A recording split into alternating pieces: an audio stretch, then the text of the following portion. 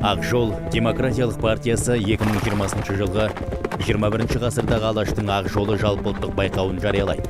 Байқау Қазақ Республикасының 100 жылдық аясында өтпек. Сан ғасыр бойы бабаларымыз қатерлі жаудан қорғаған қасиетті қазақ жерінің шекарасын 20 ғасырда Әлихан Бөкейхан, Ахмет Байтұрсынұлы, Әлімхан Ермеков сынды Алаштың арыстары өмірлерін қатерге тіге белгіледі.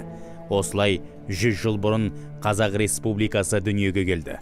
Байқаудың басты мақсаты Алаш қозғалысының саяси тәжірибесін, экономикалық ұстанымын және рухани мұрасын қазіргі Қазақстан қоғамын жаңғырту кодексінде зерделеу мен насихаттау болып табылады.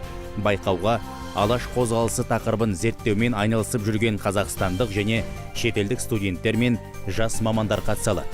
Байқау жұмыстары 2020 жылдың қараша айына дейін қазақ, орыс, ағылшын тілдерінде қабылданады. Толық мәлімет ақжол.kz сайтында.